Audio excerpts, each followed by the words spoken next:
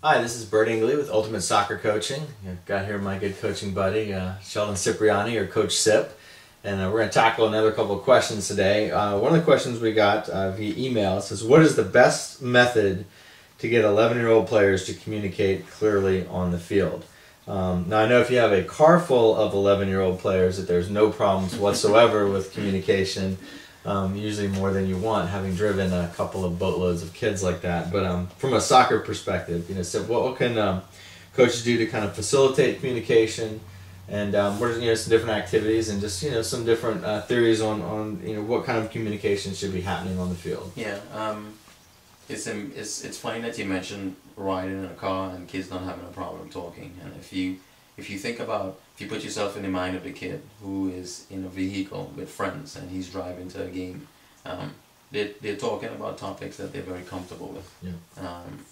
They are talking about music, maybe talking about a Facebook page, video games, music videos, television program, stuff that they feel comfortable enough to speak about because they feel as though they have a certain level of knowledge that they can share with someone. And it's the same thing with soccer players. A player has to be a certain level technically and has to be somewhat astute tactically to feel comfortable enough to give instructions to a teammate. So communication usually takes place or is better when kids are better soccer players, because a better soccer player is confident, and a confident player has no problem speaking his mind or letting someone know what's going on around him, or demanding the ball, or telling a player what to do next.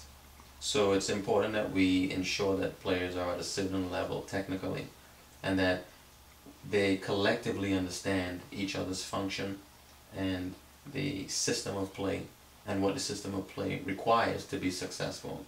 That way they're all communicating the same instructions. Yes. Instead of it being just one player communicating and everyone else listening. Everyone needs to have the same mindset. Everyone needs to be on the same page. So I guess to answer the question, the only way a kid communicates is if he or she is comfortable enough to do so.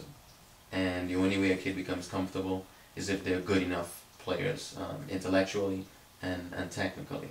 So we make sure that we spend a large part of practice making sure that kids are competent in those areas, and that the understanding is collective, and naturally you'll see communication take place. Now, we deal with personality differences. There are kids that are shy and will not say anything, and those kids will always be quiet players. They are like that at every level.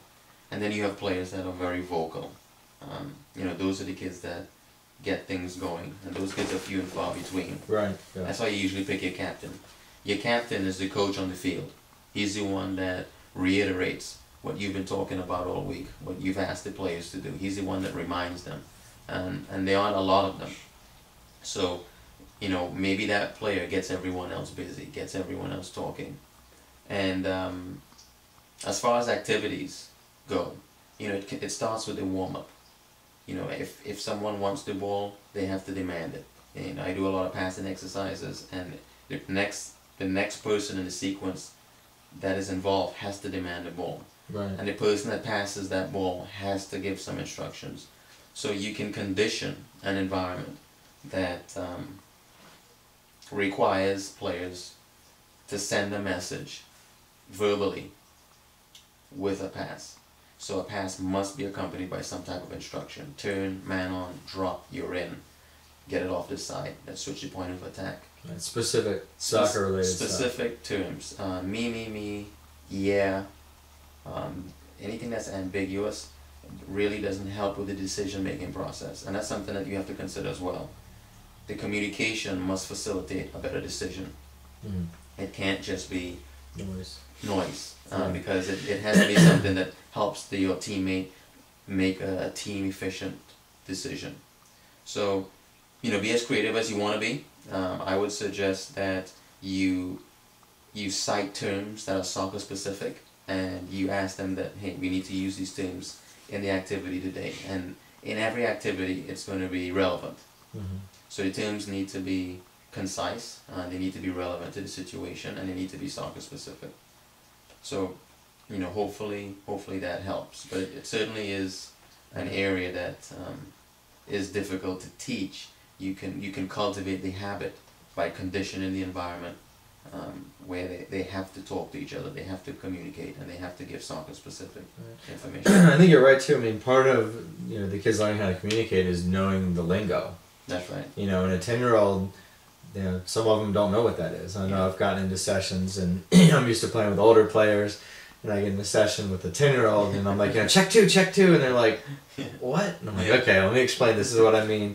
This is drop, this is check two, and stuff like that. So yeah, there's definitely an educational process that has to take place. So. Absolutely. Good stuff. All right, well there you go.